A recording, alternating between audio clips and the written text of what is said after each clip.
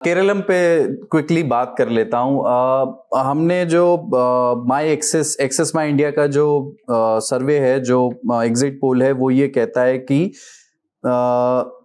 UDF को 78 से 90 सीटें मिल सकती हैं और एलडीएफ को 49 to 62 सीटें मिल सकती हैं। यानी लेफ्ट अलायंस ऐसा लगता है कि सत्ता से बाहर होने जा रहा है अगर एक्सिस माई इंडिया का एग्जिट पोल सही साबित होता है। बट जो इंपॉर्टेंट बात है, जब लोगों से ये पूछा गया कि सीएम के तौर पर किसे देखना चाहेंगे, तो 21% लोगों ने कांग्रेस के वीडी सतीशन का नाम लिया, 33% लोगों ने करंट सीएम पिनराई विजयन का लिया, और मेरा ख्याल है कि केसी वेणुगोपाल का नाम उनसे पूछा गया था और केसी वेणुगोपाल को सिर्फ 3% लोगों ने चुना कि वो कितने लोग उनको मुख्यमंत्री के तौर पर देखना चाहते हैं। अगर ये मान लिया जाए कि कांग्रेस अलायंस जीत करके आ रहा है, यूडीएफ वहां पर जीत करके आ रहा है केरलम में, तो वीडी सतीशन पहली चॉइस होंगे या राहुल गांधी के लिए मुश्किल फैसला होगा कि दिल्ली से केसी वेणुगोपाल को भेजना? मुश्किल तो होगा, जैसे कांग्रेस के लिए हमेशा होता है ऑलमोस्ट हर राज्य में। ये तो एक बहुत फेमस स्क्रिप्ट है जो हम देख रहे हैं। आई थिंक राजस्थान में हुआ है, कर्नाटका में अभी भी हो रहा है। इतने ज्यादा स्टेट्स में कांग्रेस ने देख लिया कि आपको लगेगा कि वो वेटरन्स है सीएम ड्रामा हैंडल करने में, लेकिन मेरे को लगता है कि फर्स्ट यूडीएफ को जीतना चाहिए, पहले उस मैंडेट को देखना है, क्योंकि कुछ एग्जिट पोल्स कुलदीप ये भी बोल रहे हैं कि काफी क्लोज हो सकता है।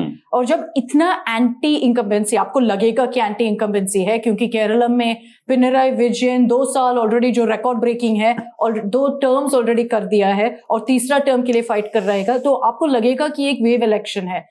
इसमें अगर वेव नहीं हुआ यूडीएफ के लिए, उसमें भी काफी चर्चा होगा कि क्यों नहीं हुआ है, क्योंकि ये तो एक सिटर था यूडीएफ के लिए।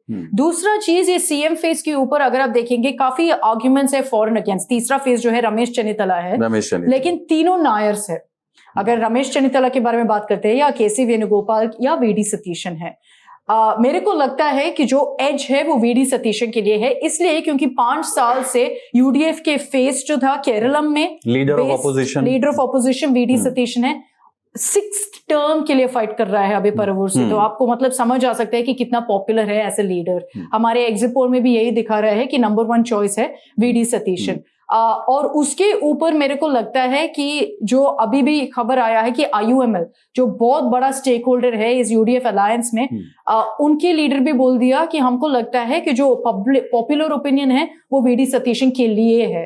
तो काफी एंडोर्समेंट आ चुका है। ऑब्वियसली लॉबिंग हो रहा है, जो मतलब पोस्चरिंग हो रहा है सब लीडर्स का, वो तो होता रहेगा। लेकिन मेरे को लग रहा है कि जो केरलम के फेस है यूडीएफ का, वो वीडी सतीशन है। सबसे बड़ा डिसएडवांटेज केसी वेणुगोपाल का यही है कि वो हमेशा दिल्ली में रहता है, दिल्ली में रहते हैं। लेकिन ऑब्वियसली राहुल गांधी के राइट हैंड होके क्या राहुल गांधी उनको अलाउ करेंगे पूरा मतलब शिफ्ट करके केरलम में फोकस करना, मेरे को पता नहीं। लेकिन अगर पॉपुलर ओपिनियन जाएंगे के हिसाब से वीडी सतीशन को डेफिनेटली है। केसी वेणुगोपाल तो चाहते ही हैं और वो तो लगे भी हुए हैं। और ये भी बात आई कि केरलम में जो सीटें बटी, जो टिकट बांटे गए, उसमें भी केसी वेणुगोपाल की काफी चली इन्फ्लुएंस रहा। फर्ज करते हैं कि उनको ही चुन लेते हैं राहुल गांधी, तय कर लेते हैं कि यही मुख्यमंत्री होंगे, केसी वेणुगोपाल की जगह दिल्ली में कौन लेगा? ऑर्गेनाइजेशनल जनरल सेक्रेटरी कांग्रेस का कौन होगा? वो अशोक गहलोत होंगे या कोई और? कुलदीप जी, आप ऐसे बोल रहे हैं जैसे कांग्रेस केरल जीत गई है। ये एग्जिट पोल पर इतना मत जाइए। पहले हम लोग एग्जिट पोल को बहुत अहमियत नहीं, आप ये टफ क्वेश्चन है, इसको डक मत करिए। सर, आप तो एक्सिस माई इंडिया के ऊपर तमिलनाडु पे मतलब इतने ज्यादा विजय के बारे में बोल दिया आपने। नहीं, बिल्कुल नहीं। ये देखिए, पोल ऑफ पोल्स में मैंने टफ है मेरे दोस्त, माय फ्रेंड अक्षिता, इलेक्शन ये एग्जिट पोल आने के पहले भी मैंने कहा था विजय फैक्टर है मेरा। स्ट्रेट फैक्ट देखिए, मैंने कहा था बिवेयर द विजय फैक्टर। मैंने कहा था आप केरल आइए। अभी मेरी सतीशन जी को मैंने फोन किया था और मैंने तुरंत उनको फोन उठाया। उन्होंने अंग्रेजी भी बहुत अच्छी बोलते।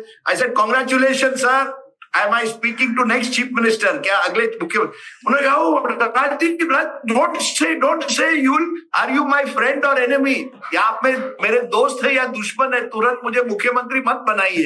ये तो बीजेपी में ज्यादा होता है, पता नहीं कांग्रेस में भी होने लगा। बीजेपी में किसी को बधाई दें कि भैया सुना है आप मुख्यमंत्री बन रहे हैं, वो कहता है यार प्लीज मत करो। जैसे ही मेरा नाम मीडिया में चलेगा, मेरा नाम आउट हो जाएगा।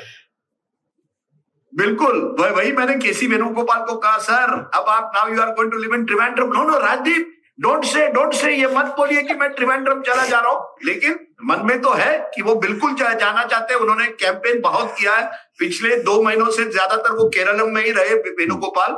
और रमेश चेन्निताला भी है।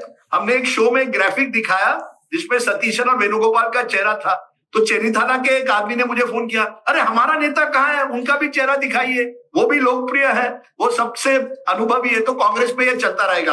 आपके सवाल का जवाब, देखिए मुझे लगता है कि अगर केसी वेणुगोपाल वहां मुख्यमंत्री जाते हैं तो कांग्रेस में 3-4 लोग हैं जो दावेदार बन सकते हैं। अजय माकन है जो इस समय कांग्रेस के ट्रेजरर है, दिल्ली के स्पीकर भी रहे हैं, मंत्री भी रहे हैं केंद्र में, और माना जाता है कि राहुल गांधी उन पर काफी विश्वास रखते हैं। तो एक नाम अजय माकन का आ रहा है क्योंकि वो उत्तर भारत से है, और कांग्रेस की एक कमी अब रही है कि जब केसी वेणुगोपाल थे, क्योंकि वो हिंदी ठीक ठाक बोल नहीं पाते या समझ नहीं पाते हैं, तो उत्तर भारतीय नेता जो थे वो उनसे खास या नाराज नहीं कहूंगा, लेकिन एक दूरी तो जरूर थी।